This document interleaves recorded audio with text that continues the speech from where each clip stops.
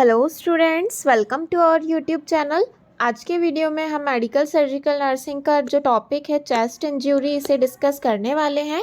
यदि आप हमारे चैनल पर नए हैं और आपने हमारा चैनल सब्सक्राइब नहीं किया है तो प्लीज़ रेड बटन पर क्लिक कर लीजिए और हमारा चैनल सब्सक्राइब कर लीजिए।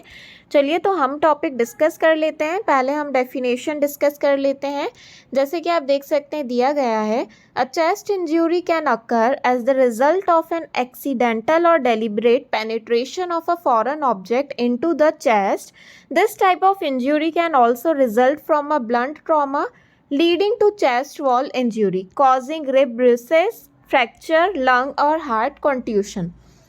तो जो चेस्ट इंजरी होती है ये या तो एक्सीडेंटली या फिर किसी भी ऑब्जेक्ट, फॉरेन ऑब्जेक्ट के चेस्ट वॉल में पेनिट्रेट करने की वजह से होती है। इट मीन्स कि जो चेस्ट वॉल है यदि उसमें एक्सीडेंटली यदि कोई भी फॉरेन ऑब्जेक्ट क्या हो पेनिट्रेट हो जाए, जो चेस्ट वॉल है उसे डैमेज करे, तो उसे चेस्ट इंजरी कहा जाता है। चेस्ट इंजरी है, इसमें जो रिब्स हैं उनमें ब्रूसेस हो सकते हैं, रिब फ्रैक्चर हो सकता है, लंग और हार्ट में कंट्यूशन मतलब लंग या हार्ट में चोट लगने की वजह से जो चेस्ट इंजरी है ये हो सकती है।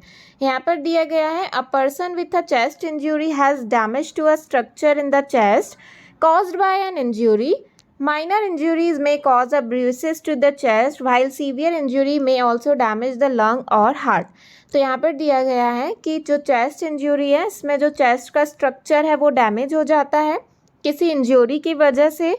और यदि यहाँ पर देखा जाए कि जो माइनर इंजरीज रहती हैं उसमें जो चेस्ट है वहाँ पर ब्रूइसेस, जो मतलब चोट के निशान देखने को मिलेंगे, लेकिन अगर सीवियर इंजरी हुई है तो वहाँ पर लंग्स और हार्ट में हमें डैमेज देखने को भी मिल सकता है। क्या कारण हो सकते हैं चेस्ट इंजरी होने के? First one is motor vehicle accident. यदि एक्सीडेंट हुआ हो तो उस टाइम पर चेस्ट में इंजरी हो सकती है। फॉल्स, इट मीन्स गिर गया हो, जो पेशेंट है वो किसी ऊंचाई से गिर गया हो। Next one is altercation. Altercation means जैसे लड़ाई झगड़े होते टाइम जो है, यदि झूमा झटके होते टाइम जो है चेस्ट में इंजरी हो गई हो। स्पोर्ट्स इंजरी हो गई हो, स्पोर्ट्स खेलते टाइम यदि जो चेस्ट वॉल है वो इंजर्ड हो गई हो। ऑक्यूपेशनल इंजरी हो गई हो। नाइफ वुंड, यदि नाइफ से जो है कट लग गया हो, वुंड हो गया हो, या फिर गन शॉट वुंड जो है, इन सभी कारणों से चेस्ट में इंजरी हो सकती है। उसके बाद नेक्स्ट दिया गया है टाइप्स ऑफ चेस्ट इंजरी। तो यहाँ पर आप देख सकते हैं चेस्ट कंट्यूशन। चेस्ट कंट्यूशन मतलब चेस्ट में जो है चोट लग सकती है। रिब फ्रैक्चर हो सकता है। ट्रॉमा की वजह से लंग्स में एयर ट्रैप हो सकती है। मायोकार्डियल कंट्यूशन, जो हार्ट की मसल्स हैं वो डैमेज हो सकती हैं। पल्मोनरी कंट्यूशन, लंग्स में जो है चोट लग सकती है। फिर उसके बाद क्या सिम्टम्स पेशेंट में रहेंगे वो हम देख सकते हैं। तो चेस्ट वॉल में हमें टेंडरनेस और स्वेलिंग देखने को मिल सकती है। चेस्ट पेन होगा पेशेंट को ब्रीथिंग और कफिंग करते टाइम। ब्रूइसिंग ऑफ चेस्ट वॉल, हमें चेस्ट वॉल में ब्रूइसिंग, इट मीन्स चोट के जो निशान है वो दिखाई देंगे। डिफ़िकल्टी इन ब्रीथिंग, पेशेंट को सांस लेने में दिक्कत होगी। बैक पेन हो सकता है पेशेंट को। डिफॉर्म्ड चेस्ट, जो चेस्ट है उसमें हमें डिफॉर्मिटी देखने को मिल सकती है। फेंटिंग मतलब पेशेंट बेहोश भी हो सकता है। एब्डोमिनल पेन, एब्डोमेन में पेन होगा पेशेंट को। डिफ़िकल्टी इन स्वेलोइंग, जो खाना खाने में निगलने में पेशेंट को डिफ़िकल्टी होगी। नेज़ल फ्लैरिंग इट मीन्स कि जब पेशेंट ब्रीथिंग लेगा, सांस लेते टाइम जो नॉस्ट्रल हैं वो फूल जाएंगे उसके। यूजेस ऑफ एक्सेसरी मसल्स में हमें कॉन्ट्रैक्शन देखने को मिलेगा।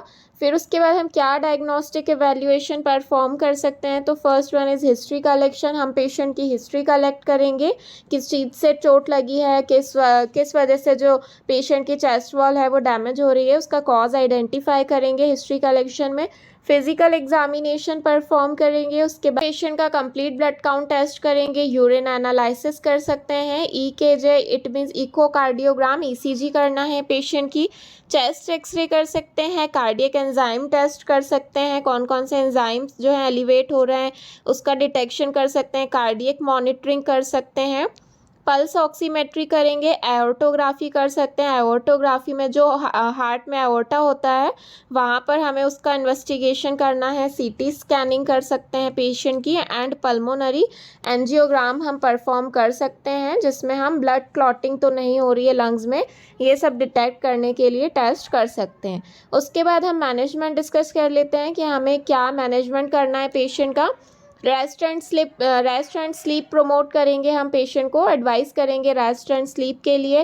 कोल्ड कंप्रेसेस दे सकते हैं। उसके बाद इंट्रावीनस फ्लूइड हम पेशेंट को दे सकते हैं। ड्रीप ब्रीथिंग एक्सरसाइज पेशेंट से करवानी है। Non steroidal anti inflammatory medications दे सकते हैं, जैसे कि आइबुप्रोफेन, कीटोप्रोफेन, नेप्रोजेन, ये सारे ही मेडिकेशंस दे सकते हैं। ये जो है इन्फ्लेमेशन को रिड्यूस करने में हेल्प करेंगे। फिर उसके बाद यदि ज़्यादा ब्लड लॉस हो गया है पेशेंट का तो हम पेशेंट को ब्लड ट्रांसफ्यूशन कर सकते हैं। और यदि ज़्यादा डैमेज हो गया है चेस्ट जो है तो फिर उस टाइम पर हम सर्जरी परफॉर्म कर सकते हैं। जिस भी वजह से इंज्यूरी हुई है, जिस साइड पे इंज्यूरी हुई है, उसके अकॉर्डिंग फिर सर्जरी परफॉर्म की जाती है। तो आज के वीडियो में हमने चेस्ट इंज्यूरी टॉपिक डिस्कस किया है। यदि आपको वीडियो पसंद आया हो तो प्लीज़ वीडियो को लाइक कर दीजिए, अपने फ्रेंड्स के साथ शेयर कीजिए, और यदि आपने हमारा चैनल सब्सक्राइब नहीं किया है तो प्लीज़ चैनल को सब्सक्राइब कर लीजिए।